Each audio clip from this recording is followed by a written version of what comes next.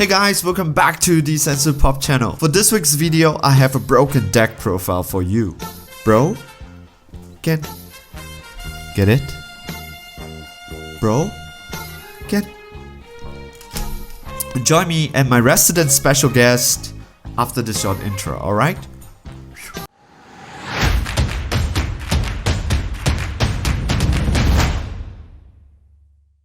Hey guys, welcome back from the intro. Today we have the broken deck. I guess you know what we meant by the broken deck already. So we have our resident special guest here. So guys, do you want to say hi to our viewers? Hello again. Hello. All right, Hello, we have CS and Alex here. So maybe one of you, can you tell me what's going on with this deck? Let's go, Alex. No, you go. All right, CS, why not you give us a Alright. brief outline of this deck? This is basically playing Broly stuff, but with some multicolor add-in, and of course, the also popular counterplay cards. All right. And why this Broly? And you still run the Broly engine, right? So how do you do this? What is the idea? What is the idea behind it? The idea is early game. You basically play as per usual what Broly does, the Broly chain. And usually, if they manage to kill off your big Broly, you probably falls off your offense. Probably falls off a bit towards the end. So you make up for your offense later game with Kaioken, and the leader helps you to fill out 20 cards easily because your leader really lets you draw into 6. So you just dump all your hand every time, draw all, you get to the 20 cards easily. Right. Okay, I think I see what you're doing here, right? Because one of the things about the Broly Berserker, this whole chain, is that it doesn't really need energy. You just kind of need the first guy to be there, and then you just do this popping. All the energy that you spend, it's doing popping off, right? So you're just popping off stuff and popping off stuff. So your whole idea is this, that the open energy, that you can use it to do your counterplay, and of course it provides the additional win con.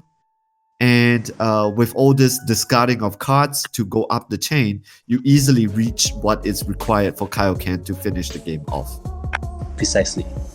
Ah, okay, so I'm getting it right now. So maybe Alex, would you want to talk about how to go, like what do you do in turn 1 and turn 2 and stuff like that? Okay, so like CS has explained, we basically go through the Broly chain. So I think when the starter deck first came out, Bandai intended for us to play this deck in a certain way. So we always start off with the 1-drop, alright? Then you have all the pieces in hand. We start going through the chain. So from 1-drop to the 4-drop to the 6-drop, and then if you have the 8-drop in hand, then you can play it as well. But more often than not, we usually stop at the 6-drop, and we pass turn, and then that is when the opponent starts to limit his own play, because he has to watch out for the 6-drop Broly's effect, which is activate battle once per turn, choose one card in your hand and drop it, place it in a drop area, and you can KO one battle card. Yeah, especially right now with a lot of this counterplay cards, there's not too many cards that people are playing with barrier, ain't it? Yes, yeah, you can say that. Yeah. But if they go up to barrier, they can go up to the 8-drop. Yep. That's right. Yeah. Because 8-drop takes care of anything that comes with barrier. Alright. So just to complement what I just said, like I say, the 8-drop can ignore barriers, so you just have to observe your matchup, just play accordingly. So like if you need to stop at the 6-drop, you can, but if you have all the pieces in hand and you feel like you can aggro down your opponent, he has no answer to whatever you have, then by all means go for the aggro matchup and go all the way to 8 drop. But isn't it very difficult to play right now, this particular deck, because you have quite a bit of limitation in it. So with so many counterplays, people is going to take care of your 1 drop, people is going to take care of your 4 drop pretty quickly. Yes, I think it depends. A lot also depends on the turn, like, you know, who goes first. So I think the most advantageous would be for the Broly player to go first, always. Yeah, I think CS can explain a bit more on that. Yeah. In terms of counterplay, as I don't think 1 drop is a problem to counterplay, because you're most likely going to be playing the one drop on turn 1, regardless of what happens. So the main problem for the Broly chain is against either red or green players who runs Denial of Hope, or is it the counterplay for red and pre-empty strike, which denies the 4 drop. Other than that, I don't think any of the other counterplay stops the Broly chain. Because preemptive strike destroys the 4 drop, right? It's not being played, it's not removed from the battle area, so it's gone. And usually what people do against things like preemptive strike and stuff like that is Tragic Awakening. So you go straight into the 6 drop. I don't see Tragic Awakening in this deck, so anybody would explain why we are not playing Tragic Awakening? No space. You can fit it inside it if you so wish to. Yeah, but I see you play Dormant Legend and Broly Tragedy Unfold in the side deck. Do you want to talk about that? It's Dormant Legend. We gotta promote the card somehow. Yeah, I know. I love Tragedy Foretold. It's such a great card. It's a favorite card at the moment, right? Yeah, it's really my favorite card from set 7 at the moment, because it's just such a great card in my opinion. But how do you do that then? How do you discard Dormant Legend from this deck? Okay, through your Broly Eve. What? Okay, one thing. Discard your Dormant Legend through the Broly. Oh yeah, true. True. Okay, when do you play Broly Tragedy Foretold? What do you take out? Your Kaioken line. So your Kaioken, when you said Kaioken line, that means Mark Speed with Kaioken. So you take them out and then you put Dormant Legend and Tragedy. You can leave Mark Speed there, and if you want to, you can take out the 1 drop though. 1 drop Broly 2 if you want. The normal Broly, the green one. Not the green one, the OG. Yeah. Okay, and so you have that. I'm just still a little bit confused on how to play it though. So the whole idea is, let's go with the chain, and if your opponent has some answers for it, you can proceed to do your second win con, right? Which is the counter play. Yeah. And then go up to Kaioken. And because Kaioken is still green and it's still 7 drop, you could actually pop Kaioken if you cannot finish your opponent with Kaioken, bring you down to one life. Then you bring in your big Broly to finish the game. Yes. To elaborate on that a little further, you know, the best counter play to Kaioken currently is Champa, the yellow one. Trickster, right? Champa. Yes, correct. Which switches to rest mode, so we couldn't attack. But the thing is, with this deck, you can still activate main for Kaioken. You take all the way to 1 life, and you can activate your leader ability to ping 1 of each, because which is his Champa, because the Champa will be on the board. Yes, because it requires 1 on each side in order to activate. So if they use Champa to tap down Kaioken, that means you now have a free target to ping both Kaioken and the Champa to bring out your SCR, which brings you down to 1 life. So you'll get all the conditions fulfilled. Oh yeah. So it's basically a little bit like tricking him, right? Like, okay, my Kaioken comes out. Yeah. The guy brings out Champa. I say, no, I'm not finishing you with Kaioken. Then you just take a life, look at his hands, remove his hands, it's gonna be removed anyway with Take out all the Broly, right? negate, bring out your SDR. They have no more hands. Then pop your Kaioken, pop their champa, and bring out your big Broly. Throw your whole Yes. hands away. GG, it's finished. Yes. Oh, okay. This sounds Kaioken and this Broly sounds really strong though. Especially It's- with the it's- prevalence of champa, It's right? actually one of the more reliable way to fight Jinenba, to be honest. Okay, explain. Now I'm listening. Because Jinenba is actually a really hard matchup because you draw a lot.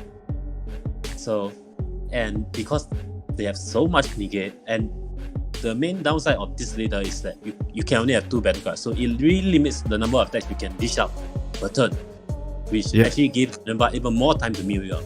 So one of the main weakness against Jinenba is usually through discarding their hand. So if you get this combo out, the SCR will immediately dump their whole hand. So it makes them really hard to stop your other attack. What if he double champa though? You can't, because your Kaioken will look at his hand and you can take away all the cards that prevent your SCR from coming out. Ah, true. Yeah. Spice. Yeah, I think Man, it sounds pretty awesome, ain't it? Yeah, let me just share my experience. I was using the deck in the past few tournaments, and I almost always meet a Jinenba player. Actually, there's currently only 1 or 2 Jinenba players in our locals. So I seen how CS piloted the deck against that player. Then subsequently I did the same thing. So in a way, the Jinenba kind of helps out filling up your drop zone to fulfill Yes. Kaioken's requirement. That's one thing. So in my matchup against the Jinenba player, I managed to do the combo. I mean, of course, I almost always expect him to drop the champa to counter my Kaioken. That's fine because my main purpose is to It's gonna check his happen. hand. It's gonna happen. Yep. Yeah, it's gonna happen. I always expect that to happen. If it doesn't, it's a bonus for me. But if it does, it's okay.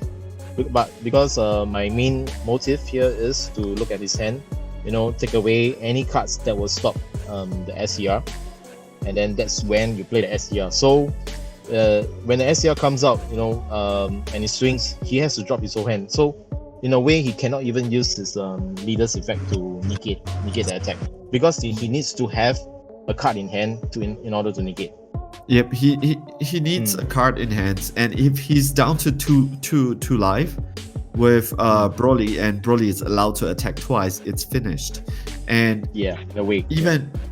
and sometimes we said that okay, maybe he has time magic or champa. The problem is, like what you guys said, there was a Kaioken before this.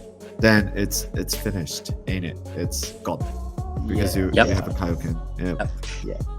You're not gonna allow him to have his champa or things like time magic, so that you cannot swing again. That type of shenanigan, it's not gonna happen. Yes. Right. That sounds really good. Any last words to the viewers before we finish with this video? I think CS wants to explain the Dormant Legend Broly Tragedy Portal matchup. All right. Or rather, So CS, the would line you- of play. Yeah. We went through that, isn't it? You discard your double legend through your This Broly guy, chain. yeah. Yep. Yeah. So you discard it, and then Broly Tragedy for Toe comes And- out. And generally, you side Kaioken out for this against presumably a more aggro matchup because you won't ever get to find energy anyway. Yep. The Broly Tragedy for Toe, when you come out, you minus 15k to 2 targets, which helps you combat ignoring aggro, barrier. and it makes their combo more expensive every time. So Yeah, that's why. So maybe a little discussion, right? So your auto kicks in every time your opponent's combo, right? He puts in a card, then you check whether do you want to throw away that card. He puts in a Yes. card, you check whether do you want to throw away that card, right? no, It's not at the end of that. No, if he combos the second card, you can actually choose to take away the first card still. Okay, but it checks every time after he combos. Yes. Okay. Yes, every and but it does not kick in after he ends his combo phase, right? So it's before his combo phase ended. No, you have if he combos a card and you choose to let it pass, he has the opponent has the option to just end his combo phase and you can no longer take away. Yep. So once he ends his combo phase, you cannot take it away anymore. It's he always gets a chance to combo more after you activate your auto. Yes. But if you said that you don't want to activate your auto, he ends it, that's it, it's finished. Yep. So you get the chance every time he combos, you can choose a card which is before that he combos first or second time. If you activate the third time that he combos, it's still fine. You can still pick the card, but after he ends his combo phase, you cannot do it anymore. So just wants to clarify everyone for that. I love this card. It's so good. Really. Good card. Yep. Yep. So okay. So any last words? Not much, but I think I've been using the deck a lot, so maybe I'll just let the viewers know, my normal chain of play, my curve is turn one. Yeah, I play let's Broly. do that. Let's do that. Yep. Yeah. So I would always almost hard mulligan for Asparagus. Which Asparagus? Sacrifice or trigger? Trigger, right? Trigger is the better. The rampage trigger. Asparagus. Yep. Yeah. So in turn 2, then I just get my chain going, and Then I think it's very important that the first 2 turns you charge mono green cards. Yeah. Okay. Then as CS advised, you can start charging the multicolor energy from the turn onwards. Yeah. Your third energy, let it tap. It's fine. Yeah, because you still have 2 open energy. You still have two energy, which lets you play conflict anyway. Yep, correct. Yep. Yeah, it's the same with my champa deck. Don't charge the multicolor first. Charge the red first. Then on the third one, then go ahead, because that 2 energy is going to be open for counterplays anyway. So that's all you need for counterplays. Yep. Yeah, that's the concept. Yeah. All right. Sounds good. Alex, do you have any more things to add? Just want you guys out there have fun, try the deck out, and get all those helmets off the Geneva players. All right. Hey, I have a Bojack deck though. That's giving Geneva players quite a hard time. So, anyways, CS, do you have any to say? No, other than try out more decks with Broly. Try to do. Yes, that's right. That card, it's really underrated. Guys, this card is so good. Anyway, guys, thank you, and see you guys in the next video. All right? Ciao. Bye. Bye. Bye.